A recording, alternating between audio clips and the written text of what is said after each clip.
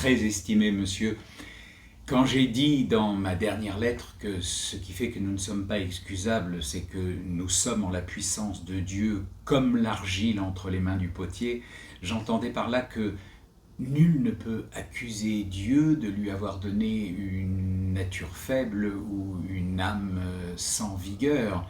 Et de même qu'il serait absurde que le cercle se plaignît de ce que Dieu ne lui a pas donné les propriétés de la sphère, ou que l'enfant qui souffre des reins se plaignît de ce qui lui a refusé un corps en bonne santé, de même celui dont l'âme est sans vigueur ne peut se plaindre soit de n'avoir pas reçu force morale, vraie connaissance et amour de Dieu, soit d'être né avec une nature si faible qu'il est incapable de régler et contenir ses pulsions.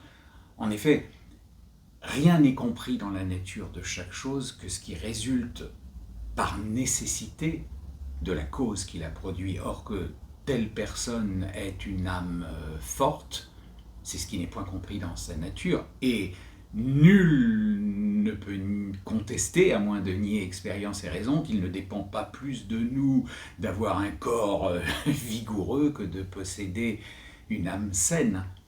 Vous insistez, quand les hommes tombent dans le péché par la nécessité de la nature, ils sont donc excusables. Mais vous n'expliquez point ce que vous voulez conclure de là. Voulez-vous dire que Dieu ne peut s'irriter contre eux, ou bien qu'ils sont dignes de la béatitude, c'est-à-dire de l'amour et de la connaissance de Dieu? Si c'est dans le premier sens, je l'accorde entièrement. Dieu ne s'irrite point. Tout arrive suivant ses décrets, mais je nie qu'il résulte de là que tous doivent être heureux, car les hommes peuvent être excusables et cependant privés de la béatitude et souffrir de mille façons. Un cheval est excusable d'être un cheval. Celui qui a été mordu par un chien enragé est assurément excusable, mais il est condamné et on a le droit de l'étouffer.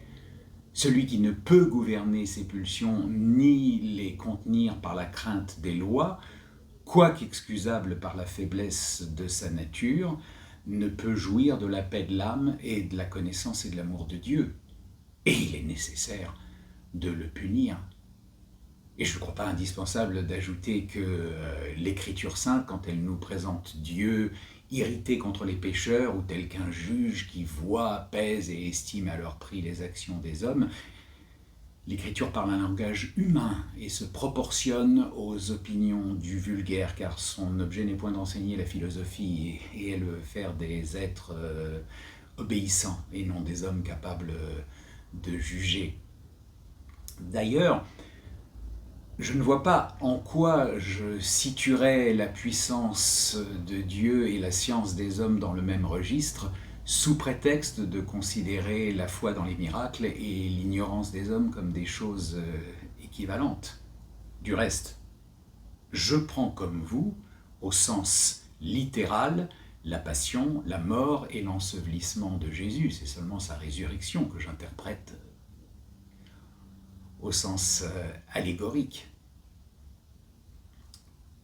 J'accorde aussi que cette résurrection est racontée par les évangélistes avec de telles circonstances qu'il est impossible de méconnaître qu'ils ont effectivement cru que le corps de Jésus était ressuscité et monté au ciel pour s'asseoir à la droite de Dieu. Je crois même que des païens auraient pu voir tout ça s'ils avaient été présents à l'endroit précis où Jésus apparut à ses disciples, mais il n'en est pas moins vrai que les disciples de Jésus ont pu se tromper sans que la doctrine de l'Évangile en soit altérée, et c'est précisément ce qui est arrivé à d'autres prophètes, comme je vous en ai donné des exemples dans ma précédente lettre. J'ajoute que Paul, à qui Jésus apparut aussi un peu plus tard, se glorifie d'avoir connu le Christ non selon la chair, mais selon l'esprit.